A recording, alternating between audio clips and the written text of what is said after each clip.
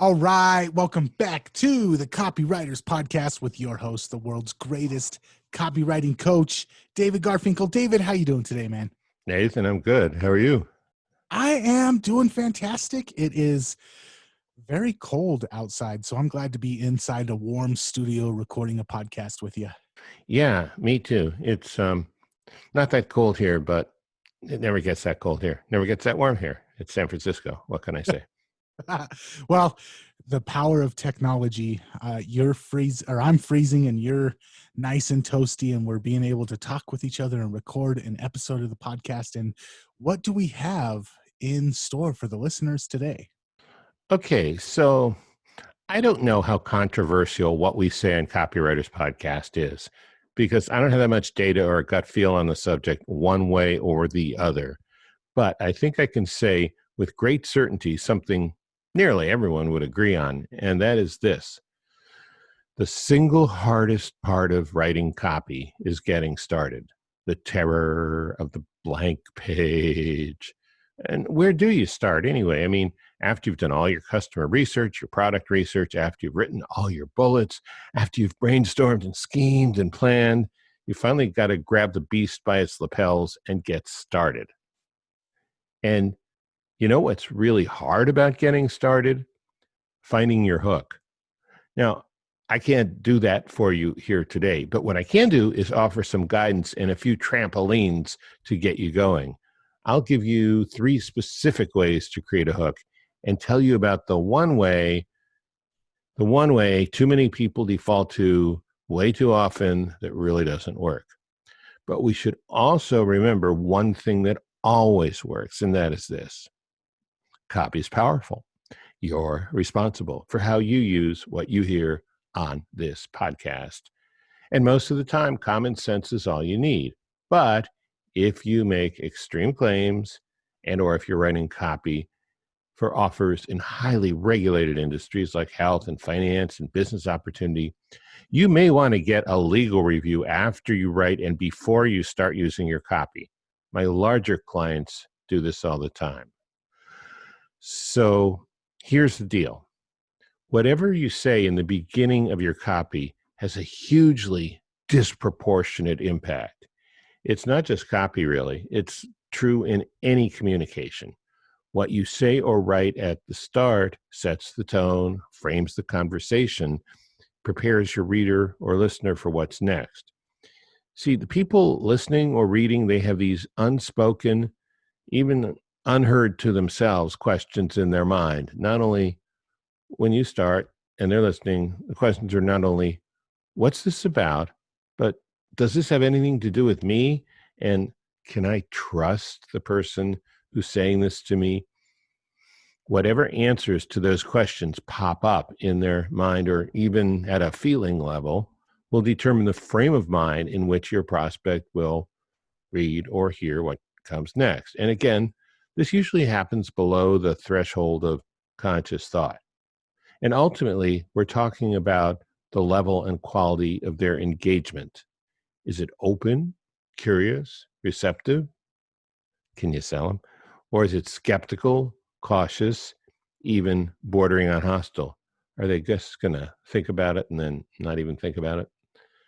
So your hook, your headline, and the words that come right after your headline, these will determine that, because your hook is pretty much what starts everything off. And when you start right, you got a shot. When you start wrong, you've pretty much blown it. So we'll start with the one thing a lot of people shouldn't do, but they do, but they shouldn't do it because it kills their chances. And then we'll go into 3 other things with specifics, almost step-by-step templates that give you a much better shot. So before we jump in, anything you want to say? I'm just going to say that I'm waiting on pins and needles because that's where the notes that you sent me ended off. And I went through the notes and I'm like, okay, I need to know what are these 3 things plus one thing that David's talking about. All right, well, then I'll tell you. So let's start with the wrong thing to do. Let's say you don't really have a good idea. So what you do is you hurl this overheated, hyped up, jet-propelled verbiage at your prospect, hoping that you will dazzle them with your brilliance and get them to believe, when all they do is shake their heads in disbelief or simply gag. And there are three problems with this approach. First, when you start hyping, putting everything in superlatives, just pumping your language full of adrenaline, when you do that, you lose their trust right away. And you have just blown your only chance to win their trust, which has to happen at the start. I mean, you can win it back, but it's way too much work and it's not likely to happen. Second, your prospects immediately put up their defenses and are suspicious of everything you say later on. And third, you all but guarantee that any good copy that you might have written later will get ignored or ridiculed because it will be seen in such a skeptical light by your skeptical prospect. So in terms of writing this overheated, hyped up, jet propelled copy, you don't want to be that guy or gal. Or if you're a gal who likes to be one of the guys, you don't want to be that guy.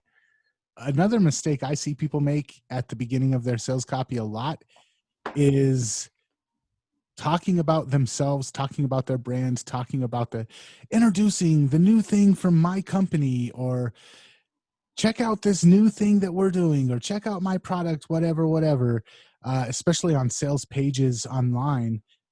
Branding and talking about themselves before they even get to the interests of the reader is maybe it ties in kind of with the over hype that you're talking about, but a lot of times I see copywriters do that. And if you're not a well-known brand like Nike or Chick-fil-A or Coca-Cola, starting off with your brand, starting off with who you are, it doesn't work.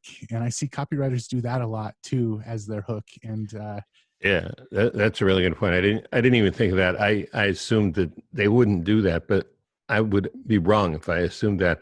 I mean, just for the purposes of this conversation, not for a branding consultation, but just for the purpose of this conversation, you could say branding is the degree to which your customers feel you care about them more than about yourself. We'll go with that for now. I'm open to other definitions, but let's talk about the good approaches.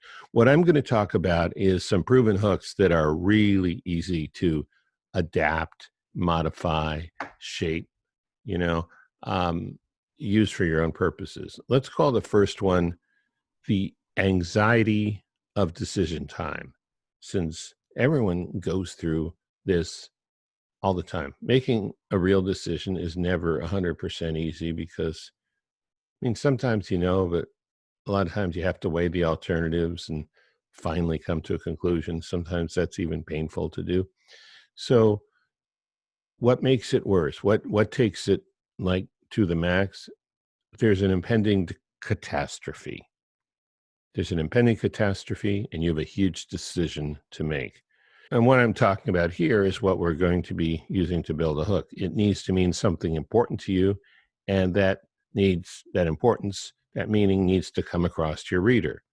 Now, a few phrases you can use to start this kind of hook would be, I was up against the wall, or I felt trapped, or I tried everything but nothing worked. However, not doing anything was not an option. Of course, then you need to come up with a tough decision you had to make that would tie into your offer. Let's just give you one example here. The problem could be a power outage and a screaming newborn baby in the other room, like this. I was up against the wall. It was the middle of the night, and we just had a power outage, and baby Denise, 3 days home from the hospital, was crying her eyes out. It was only then I remembered the never-fail emergency flashlight I kept in the top left dresser drawer, just for situations like this. Okay, it's not War and Peace. It's not Teenage Mutant Ninja Turtles. It's not Marvel. It's not The Irishman. But compare I was up against the wall, etc., to this. Introducing the longest-lasting, brightest, most powerful flashlight ever seen. 3 times as bright as the sun. That's what the overhyped, overheated language sounds like when you can't come up with anything else. Introducing, right? Boring. And I don't think any flashlight's going to be 3 times as bright as the sun. The point that you kind of alluded to is this is what works in stories. A story immediately hooks you with, oh, what's at stake? What's the protagonist has their back up against the wall? What happens if they don't make the right decision? And that's really hard to ignore. If you pick up a book and the writer knows what they're doing and they hit you with those things right away, it's almost impossible not to keep reading. The same rule applies to sales copy. Yeah, I like what you said, and I agree with you. And the reason I didn't say story is, unfortunately, these days, thank you, Joseph Campbell, thank you, Robert McKee. Unfortunately, these days, when you say story, people think of the hero's journey, right? It was just a day like any other day. And then suddenly, as opposed to this is the crisis, climax, and resolution of the hero's journey. It's only a little piece of what most people think of as a story. But yes, it is certainly in story form. That is true. All right, let's keep going. Okay. Next one is rivalry, the power of push and pull. Rivalry is really interesting because it comes in a couple of forms, and both of them really great for hooks. One is internal. It's when you're being pulled by conflicting feelings in 2 different directions, or you could think of the devil on one shoulder and the angel on the other shoulder. Okay. The other is external rivalry. It's a rivalry between 2 people. It doesn't need to be a pitched rivalry. It doesn't need to be hostility, threat of violence, lives, the ability to continue breathing does not need to be on the line. All you need is a solid contrast and a little competitiveness. So the classic example, a lot of people know, it's the Tale of Two Young Men letter from the Wall Street Journal. And that letter ran for years. It's about 2 young men. They went to the same college. They graduated at the same time, presumably equals, more or less, at the time they graduated. 25 years later, they met at a reunion. One guy is the department manager at a Midwestern corporation, but the other one is president of the whole operation. The difference between the two, now, this is just my imagination, but I imagine both guys, their eyes were blue, hair was blonde, they're both 5'11", weighed about 190. But the president had been reading the Wall Street Journal all these years, and while it never said so, it implied that the guy who was only a department manager hadn't been reading the Wall Street Journal. Sounds corny, right? Sounds real. Maybe again, it doesn't reach the level of Tolstoy or F. Scott Fitzgerald, but that letter ended up bringing in $2 billion in tracked business, and it's the highest recorded revenue for any direct mail piece anywhere ever. Okay. Now, you could do the same thing in another industry, like let's take copywriting. Let's take copywriting coaching. 2 guys graduate from college. After a few years, one of them signs up for copywriting mentoring, and the other one doesn't. And 10 years later, we're at a big direct mail publisher, and one guy's the copy chief, and the other guy is just a copywriter. And the difference is the copy chief had mentoring, and the copywriter didn't. He just sort of learned on the fly by the seat of his pants.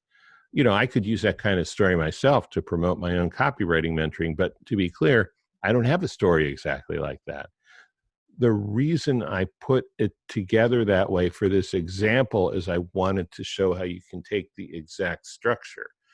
The reality is you shouldn't use a story like that in actual copy if it's not true, because that could be like a landmine in this era of increasing regulatory eagerness.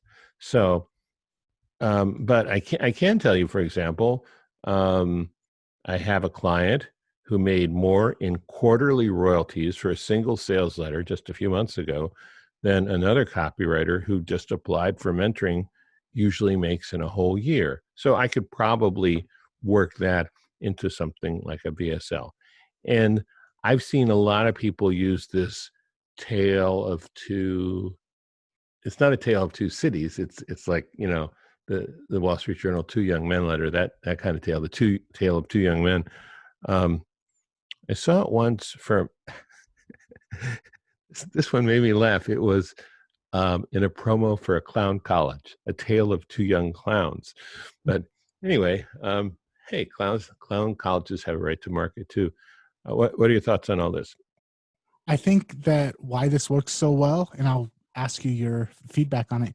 I think it's because it's the drama, the conflict and the drama. Those are two things that human beings have a very difficult time turning away from.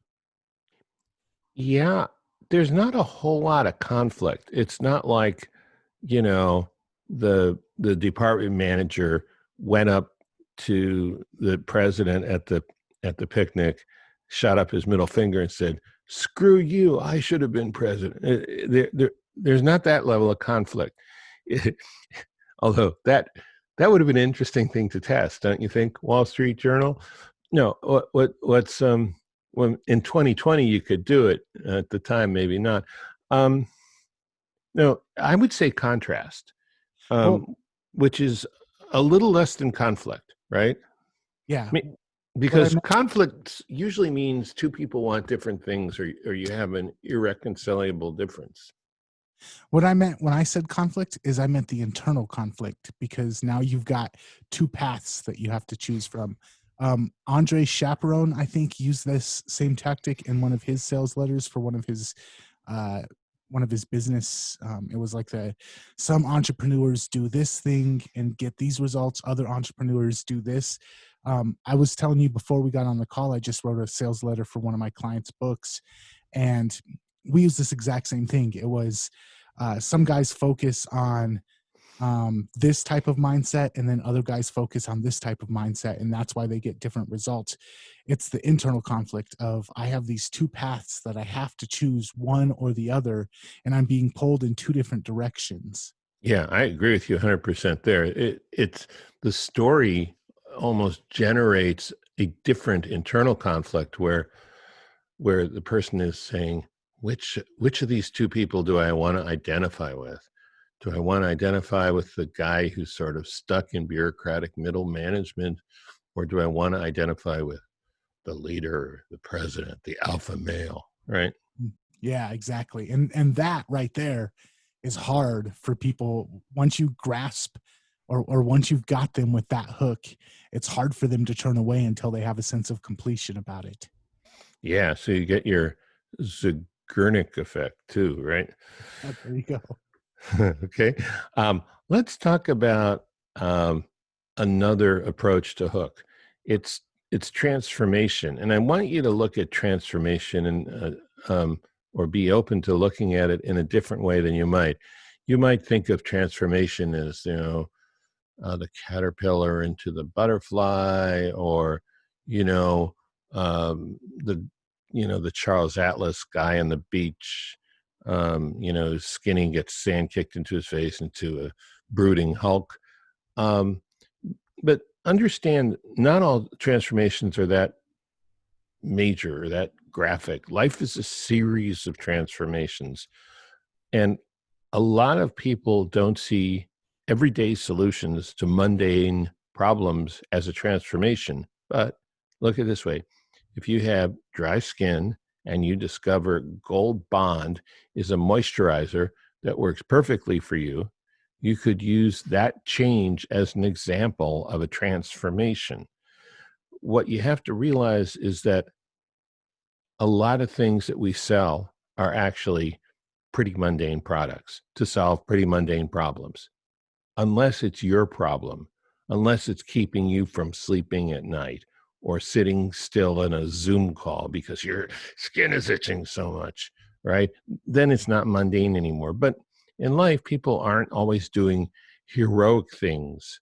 they need extraordinary tools to help them do. Sometimes they just need to solve a problem. Sometimes they just have dry skin and they can't find a damn thing that works.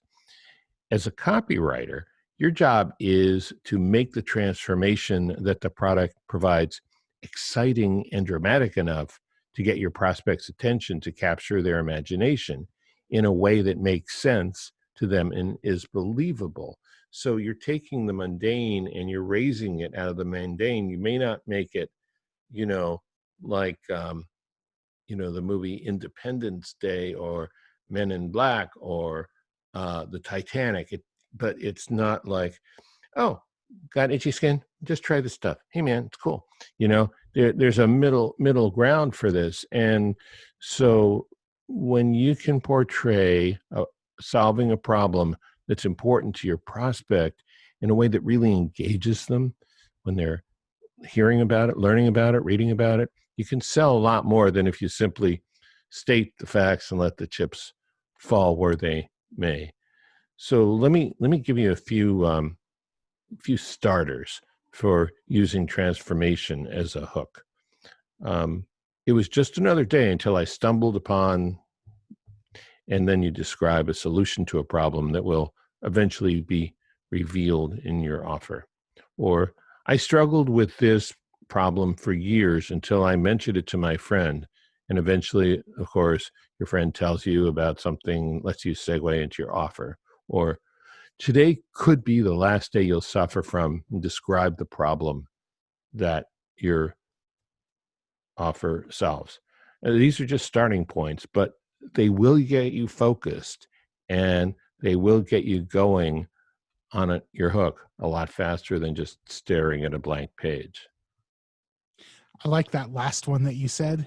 Today could be the last day you struggle with, because immediately it's talking about me instead of talking about you, and it's talking about something I'm struggling with.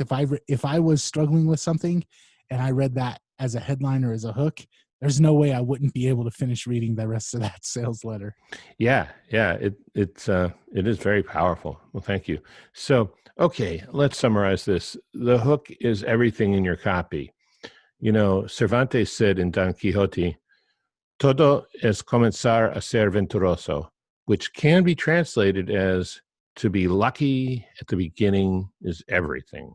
And really, who doesn't want to get lucky? Now, for people who know Spanish better than I do, remember this was the Spanish of 1612 when he wrote it, not 2021. So I know you might say something a little different, say it a little differently today, but that's how he wrote it in Don Quixote. Anyway, start with a good hook. There are many ways to do it, but one way I strongly advise against, and that is to mentally give up trying to come up with something and just start throwing a bunch of power words out randomly, hoping your hyperbole and your intensity will win people's trust, curiosity. Don't do that, because it won't. All right. So I think that's about it. No, I did want to ask your opinion about one thing. Another problem that I see with hooks is a lot of times they kind of beat around the bush, or it takes sometimes it takes copywriters a while to actually get to the hook. And as far as when you're going back through and you're editing your hook, any ideas on making a hook more potent or making a hook hit harder? Because I see a lot of times maybe it's the third or fourth paragraph of the hook before I even realize what the hook of this sales copy is. Okay, well, let me give you an indirect answer to a question about indirect hooks, and then I'll bring it on home. So imagine you were fishing and you had this little device that had 3 shells, like a 3-card Monte, and you would put the shells in front of the fish and say, if you can guess which shell this is, the bait is behind, then I will show you the bait. And so the fish says, oh, that one. Nope, that one. Nope, that. Oh, good. And then he takes the bait. How likely do you think that would work? Oh, less than 1 out of 3. Yeah. I mean, fish aren't patient with that kind of stuff. So, what you're talking about, I mean, sometimes it's good to have a professional critique or someone in your mastermind or someone who understands copy, another copywriter who you could trade favors with, to look at it, because sometimes it's hard for you to see that, or you have developed this incredible rationale in your mind as to why you shouldn't hit the nail on the head, but why you should walk on eggshells around it for 3 paragraphs before you do. I've done that. We all do that. We're constructing stuff in our mind, and sometimes we have the most amazing reasons for seeing things a certain way. But there is this habit that writers have that editors tend to scornfully jibe writers about, and that says, well, it seems like the first 3 paragraphs you were just clearing your throat. Yeah, and that's what I noticed about all of your examples today is they got to the point in one sentence. Every single example, it was one sentence, and there's your hook. And a lot of writers struggle with that. Yeah, that's a good point. I mean, it's not only okay, it's mandatory to rewrite after you've written. And I realize that I'm just wired that way. I don't understand it, but I just get to the point. It's brought me a lot of rewards and caused me a lot of pain in my life. Believe me, both.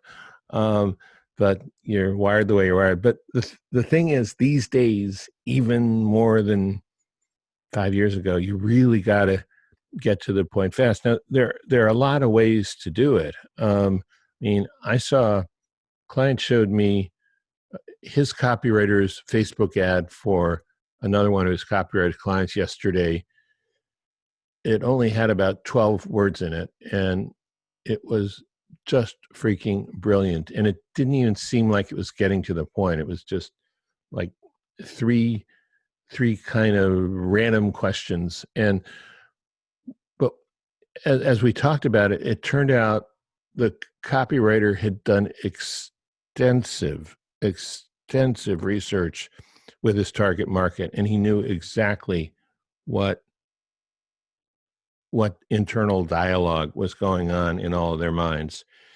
And because it was a particular profession, a particular job where they all had basically the same goal, they had a very standardized language, football coaches, that, it was fairly easy to talk to each one of them using the same words. And so he addressed pain points, and it was like, okay, if we have any Japanese listeners, I apologize in advance. It was better than haiku.